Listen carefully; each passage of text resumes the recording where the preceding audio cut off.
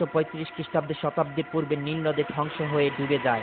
সূরা আনফাল 54 নম্বর আয়াতে আল্লাহ পাকের ঘোষণা ফেরাউন সম্পর্কে। আউযু বিল্লাহি মিনাশ শাইতানির রাজীম। বিসমিল্লাহির রহমানির রহিম।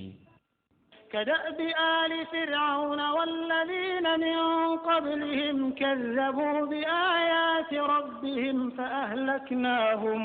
فأهلكناهم بذنوبهم وأغرقنا آل فرعون وكل كانوا ظالمين। যেমন ছিল রীতি ফেরাউনের বংশধর এবং যারা তাদের পূর্বে ছিল, তারা মিথ্যা প্রতিপন্ন করেছিল স্বীয় পালনকর্তার নির্দেশসমূহকে। অতঃপর আমি তাদেরকে ধ্বংস করে দিয়েছি তাদের পাপের দরুন এবং ডুবিয়ে মেরেছি ফেরাউনের বংশধরদেরকে। বস্তুত এরা সবাই ছিল অত্যাচারী জালেম। 2831 খ্রিস্টাব্দে আবিষ্কৃত হয় ফেরাউনের লাশটি।